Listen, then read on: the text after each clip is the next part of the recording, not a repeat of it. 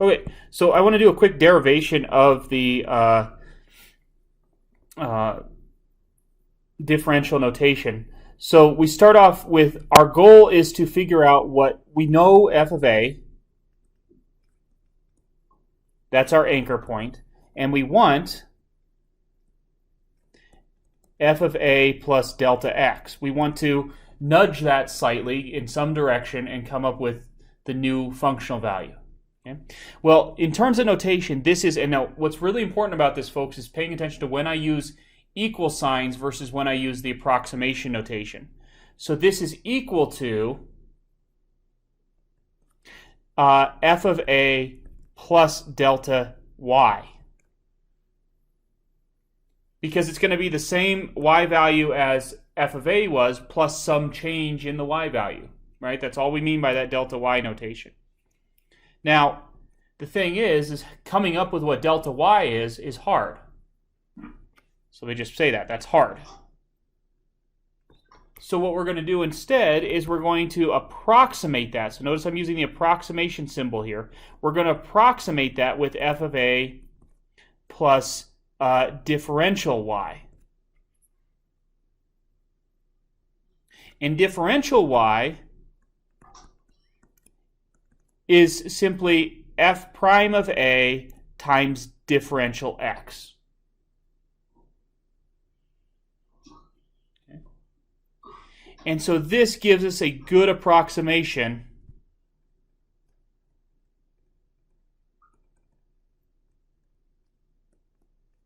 for f of a plus delta x. Okay. So all we ever do in these differential problems is we repeat this procedure each time. It just doesn't quite feel as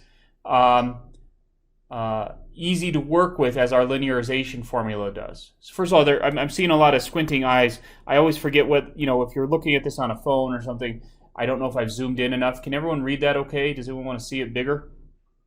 I see it. Okay. All right.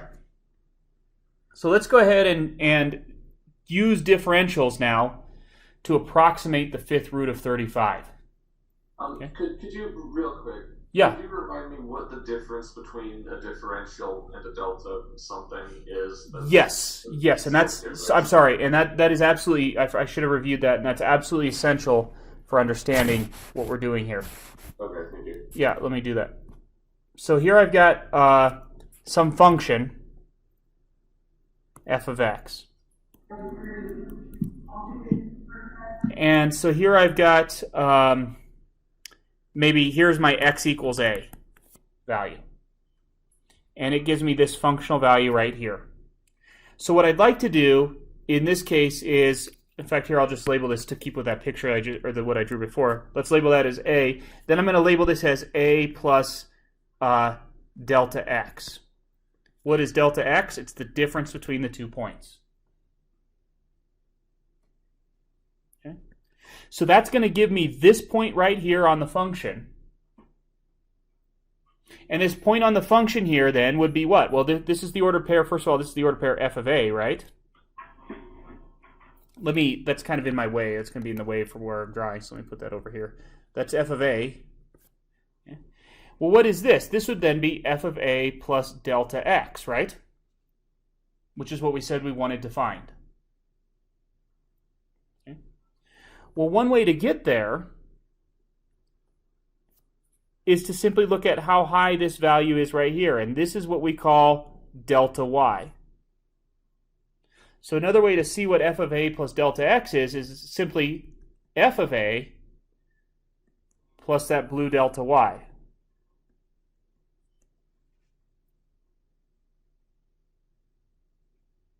Okay. So Ian's question is well then, what is differential y? Well, what we do is we go ahead and we draw our tangent line. So this is still tangent line approximation. So we still draw our tangent line here.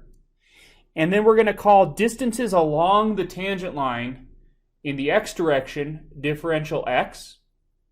And we'll call distances along the tangent line in the y direction differential y. So this distance right here will also be differential x. And that will get us to this point on the tangent line. And this point right here, it's this distance, and I'm sorry my diagram's about to get cluttered now. It's hard to do. I think I did it in the pre-work, but kind of hard to do without getting too cluttered. This distance right here is what we call differential y. So differential delta y is the change in the height on the function, and differential y is the change in the height on the tangent line. Now, as long as this function is moderately well behaved, those two values will always be somewhat close to one another. Notice that this distance here, the distance between the green bars, is moderately close to the distance between these two blue bars. And the closer the smaller delta x is, the better that is. The better differential y approximates delta y. Okay. Somebody asked a really good question. I think it was Faraz said, "Why the heck are we doing this?" Folks, we use linearization because that's the only way we can first tackle a problem.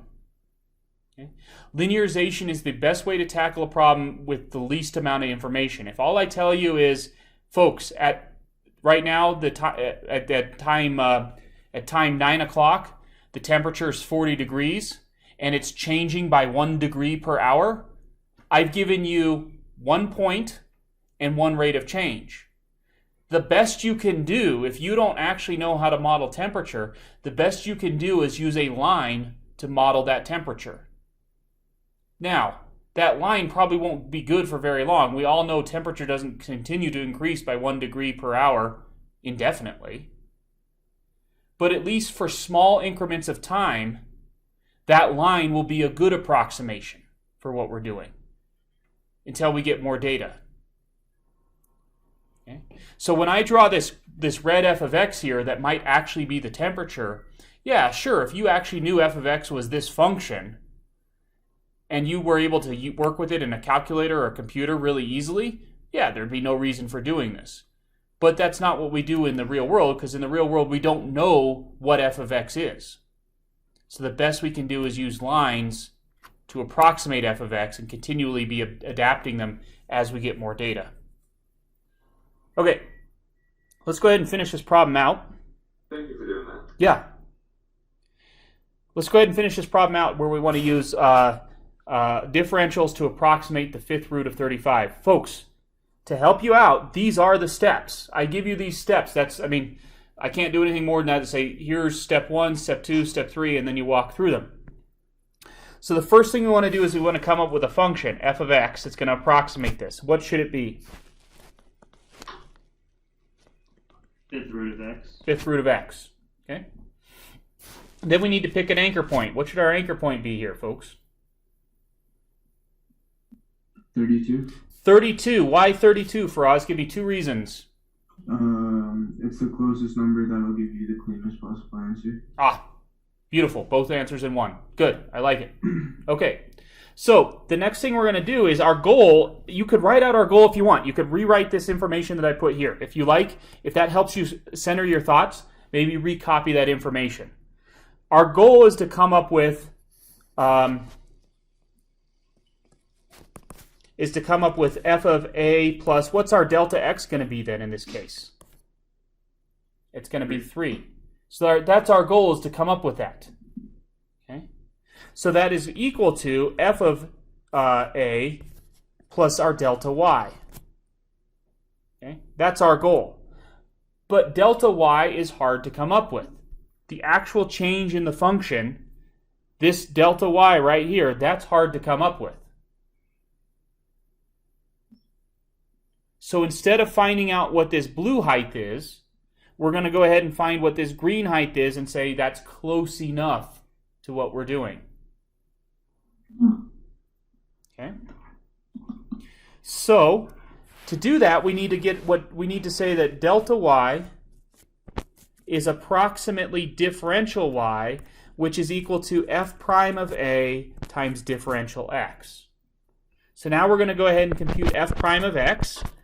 That's equal to 1/5 x to the minus 4/5, or if you like, 1 over 5 x to the 4/5.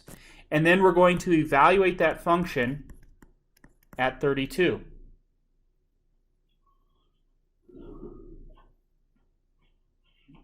So we'll evaluate that function at 32, and we get out 1 over 5 times, we've actually done this calculation already once today. We take the 5th root of 32, that's 2, raise it to the 4th power, that's 16, multiply that by 5, we get 1 out of 80. Okay. So now what are we going to do? We're now going to take that's our f prime of a, and we're going to multiply that by differential x. So that's going to be 1 out of 80 times, what's differential x? That's the change in the x coordinates, which is going to be 3 here. How did I get there? I took 35 minus 32. Okay. So that gives us 3 over 80. Folks, if you were doing the linearization, this part right here is simply when you were looking at your linearization, it would be the 1 over 80 times x minus 32 plus 2. It would be this part of it. That's what we just computed. Okay? But we're looking at it through this lens of change instead of this piece right here. Okay. So what do we now do? We now simply say that f of 35 is approximately f of 32 plus 3 over 80, which was 2 plus 3 over 80, which is 163 over 80. And you could crunch that in a calculator. If you crunch that in a calculator, what do you get?